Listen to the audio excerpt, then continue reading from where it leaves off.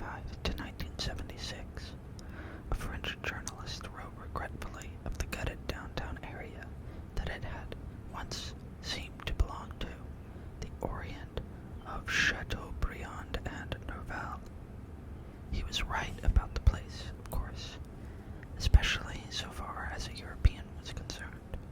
The Orient was a almost European invention, and had been since antiquity a place of romance, exotic beings, haunting memories and landscapes, remarkable experiences. Now it was disappearing. In a sense, it had happened. Its time was over. Perhaps it seemed irrelevant that Orientals themselves had something at stake in the process, that even in the time of Chateaubriand and Nerval, Orientals had lived there, and that now it was they who were suffering. The main thing for the European visitor was a European representation of the Orient and its contemporary fate, both of which had a privileged communal significance for the journalist and his French readers.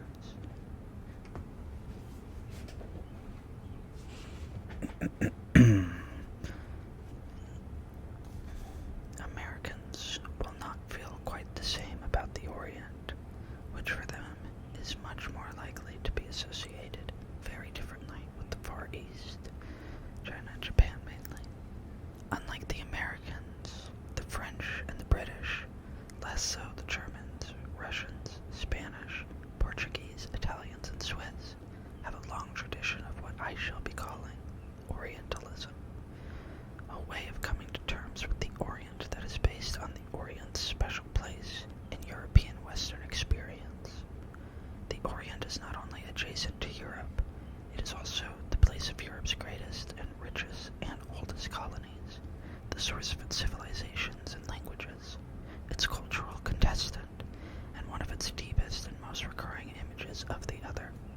In addition, the Orient has helped to define Europe, or the West,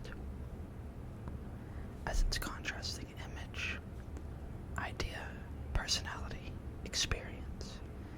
Yet none of this Orient is merely imaginative. The Orient is an integral part of European material civilization and culture. Orientalism expresses and represents that part culturally and even ideologically as a mode of discourse with supporting institutions, vocabulary, scholarship, imagery, doctrines, even colonial bureaucracies and colonial styles. In contrast, the American understanding of the Orient will seem considerably less dense, although our recent Japanese, Korean, and Indo-Chinese adventures ought now to be creating a more sober, more realistic Oriental awareness. Moreover, the vastly expanded American political and economic role in the Near East, the Middle American political and the Middle East, makes great claims on our understanding of that Orient. It will be clear to the reader, and will become clearer still throughout the many pages that follow, that by Orientalism I mean several things, all of them, in my opinion, interdependent.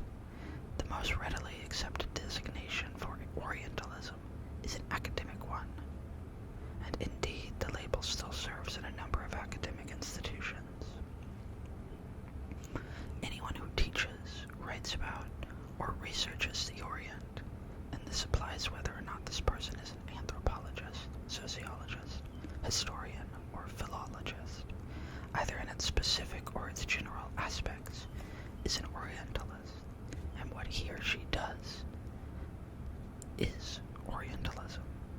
Compared with Oriental studies or area studies, it is true that the term Orientalism is less preferred by specialists today, both because it is too vague and general, and because it connotes the high-handed executive attitude of 19th century and early 20th century European colonialism. Nevertheless, books are written and congresses held with the Orient as their main focus, with the Orientalist in his new or old guise as their main authority.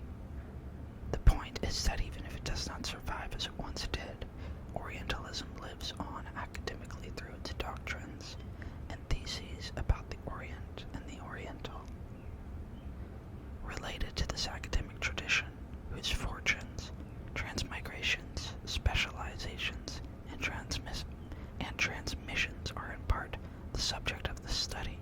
is a more general meaning for Orientalism. Orientalism is a style of thought based upon an ontological and epistemological distinction made between the Orient and, most of the time, the Occident. Thus, a very large mass of writers, among whom are poets, novelists, philosophers, political theorists, economists, and imperial administrators, have accepted the basic distinction between the East and the West as a starting point for elaborate theories, epics, novels, social descriptions, and political accounts concerning the Orient, its people, customs, mind, destiny, and so on. This Orientalism can accommodate, as Schillus say, and Victor Hugo, Dante, and Karl Marx. A little later in this introduction, I shall deal with the methodological problems one encounters in so broadly construed a field as this. The interchange between the academic and the more or less imaginative meanings of Orientalism is a constant one, and since the late 18th century there has been a considerable, quite disciplined, perhaps even regulated, traffic between the two. Here I come to the third meaning of Orientalism, which is something more historically and materially defined than either of the other two.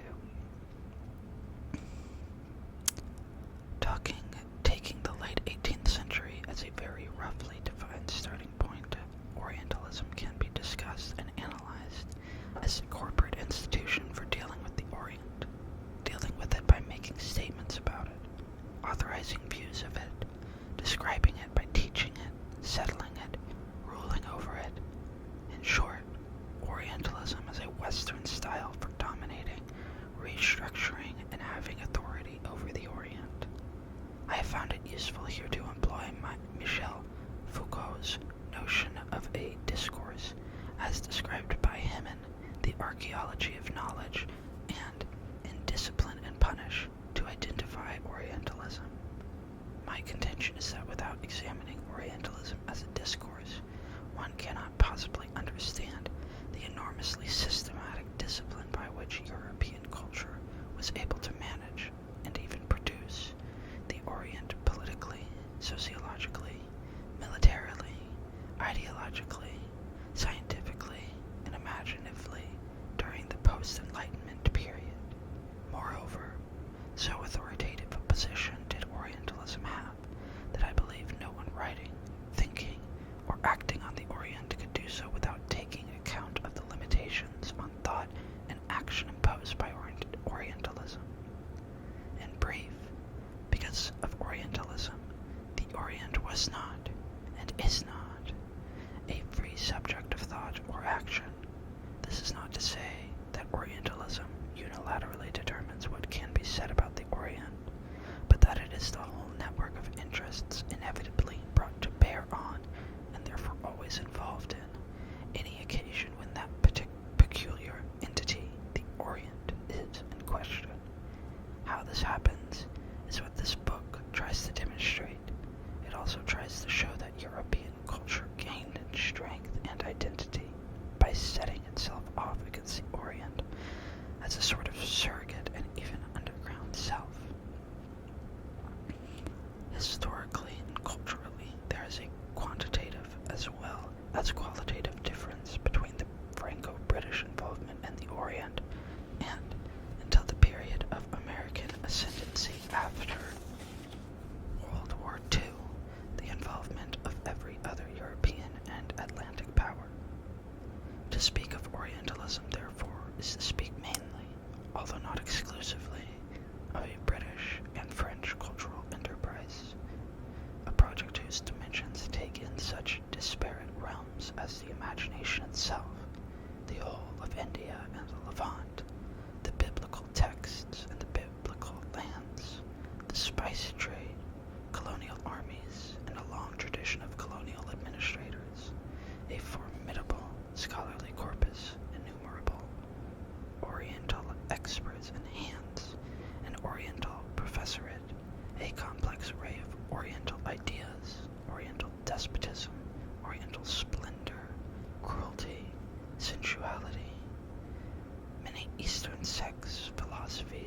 wisdoms domesticated for local European use, the list can be extended more or less indefinitely. My point is that Orientalism derives from a particular closeness experienced between Britain and France and the Orient, which, until the early 19th century, had really meant only India and the Bible lands. From the beginning of the 19th century until the end of World War II, France and Britain dominated the Orient and Orientalism. Since World War II, America has dominated the Orient and approaches it as France and Britain once did, out of that closeness, whose dynamic is enormously productive, even if it always demonstrates the comparatively greater strength of the Occident, British, French, or American, comes the large body of texts I call Orientalist.